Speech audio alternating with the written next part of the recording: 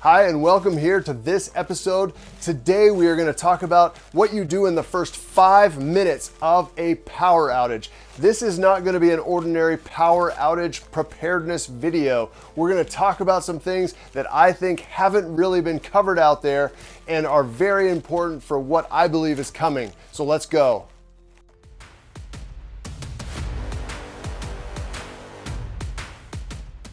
Let's set the scenario. So it is 9:47 p.m. The dishwasher is running. The kids are finally asleep. People are starting to get into that nighttime mood. And then everything goes black. No lights, no humming anywhere. You know how dead it sounds. There's no Wi-Fi anymore, no signals.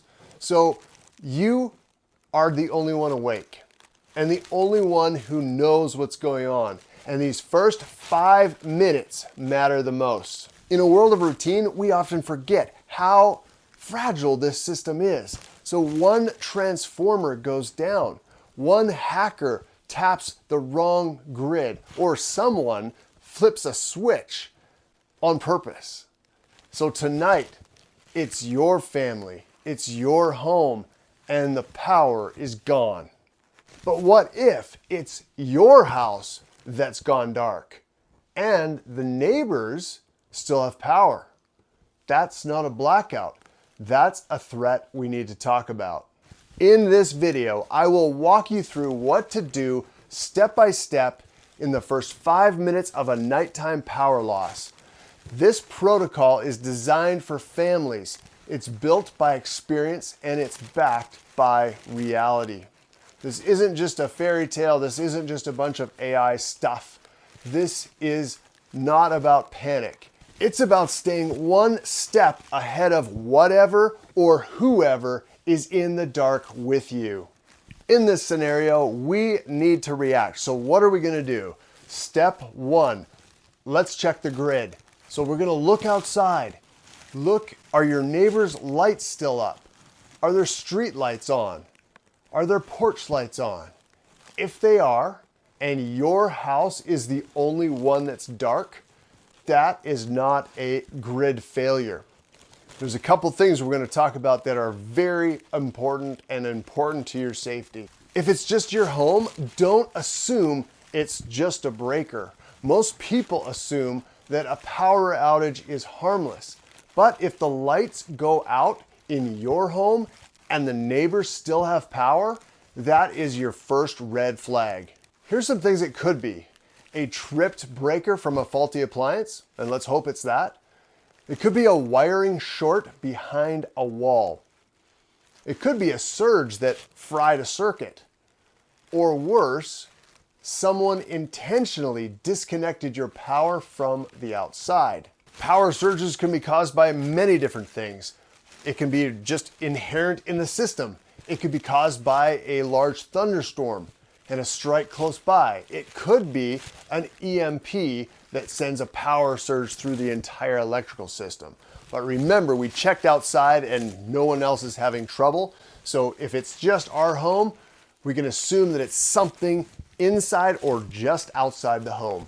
So within minutes of this happening, smoldering wires in the wall could start a house fire. This fire could be contained inside the wall for a time, or it could be on the outside. We don't know yet. And in total darkness, your evacuation path could be gone before you even find your shoes. What you do in the next 60 seconds is very important. Remember, this is the first 5 minutes. We're talking about the first 60 seconds. So number 1, smell for burning plastic or smoke, especially near outlets, appliances, your breaker box. If you smell something. Number 2, do a full room by room sweep with a flashlight. Look for smoke or any unusual heat sources. Number 3, have your fire extinguisher ready and know where they are in the dark. Now, if you don't smell any smoke at step 1 or right away, then you look out and your neighbor still has power and you don't. Personally, I would get my crisis gear on. I'm going to break that down in a minute. Bottom line for me, remember, everyone's situation is different. And this scenario, it's just your house. So you need to treat it like it is a potential internal fire risk first, and a security breach second. Let's change gears for a minute in this scenario, and we're gonna say that the power is off now. In our neighbor's house and everywhere we can look out, the power is off. So let's check in on some important steps in this scenario. This moves us on to step 2, and that would be communications. Check those things. Grab your phone, try calling out, text. Check your data. Are you getting any signal? So if it's dead quiet and there's no signal, that might not be a coincidence. If it's an attack, a cyber, a physical, or an EMP, your phone will already be worthless. That's why we don't rely on them. We verify, then move on. Step 3, don't wait. If you don't lock your windows and doors, lock them now. Lock all windows and doors manually. If your home security runs on power, it's probably already offline, and you are the alarm system now. Now we're on to minutes 2 and 3, and now we're starting to talk about lighting and kit. So let's go on to step 4. Remember, this is all in the first 5 minutes. So we want to talk about minimal light only. Don't light up the house like a beacon. Use a red LED or a dim flashlight, just enough to move. You don't want to be the only house that's glowing in a dark neighborhood for security reasons. Step 5, grab the blackout kit or crisis kit. If this is a total blackout, then it's a possibility that there's a security concern here. So grab the appropriate kit for you. Mine happens to be a pair of rigged up pants. So these are reachable in the dark. They're already rigged up. The belt is loosened. So all I have to do is pull them on and cinch that belt on tight, and it's got everything I need. And I'm going to show this a little bit more. You need to be there for your family. So that's why this kit needs to include a security tool with a light. You need to have the large, powerful flashlight. You need to have a red and white LED headlamp in your space, whether it's on your head or in the cargo pocket. You need to have that. You also need to have some first aid, because if you hurt yourself or something happens, then you have the first aid right on you. You also need to carry a multi-tool, because you never know if you're going to need to clip some wire or do something that requires something better than your fingers, right? Especially in the dark. You just don't know what you're going to be up against. So if you want to add something to this, go ahead. For example, some people want to throw on some body armor at this point. You do as you feel like you need to do in the situation. Let me know in the comments what you do. You just need to have something ready that you can slip on without any dark. You don't have to fumble with anything. Don't have to grab a bunch of stuff from different places. You're ready to go. Now we are in minutes 4 to 5. And this is step 6, and that's perimeter awareness. Don't step outside unless there's a fire. Stand near windows and just listen as stealthy as possible. Don't shine your flashlight all over and give away your position. So are there voices? Can you hear vehicles slowing down? Can you hear any glass? Darkness invites the desperate and the dangerous. Step 7, reinforce entry points. If you have sliding windows, make sure you have those wooden dowels so they can't just be slid open. Have door wedges ready. There's special security door wedges that make it very difficult to open a door. These things buy you time, and in chaos, time is safety. Now we're into this final minute where you're just searching and trying to figure out what has gone on. And we're going to talk about this mindset shift, because this is where fear can set in. And it's not because of what has happened, but what might happen. And you have to make a choice. Are you going to wake up your spouse? Are you going to wake up kids? Are you going to do anything like that? So what if the blackout isn't accidental? What if help is not coming? These are the questions that go on in your mind.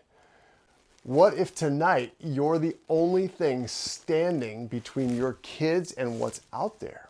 The difference between panic and preparedness is rehearsal. And that's why we train. That's why we talk through the what ifs.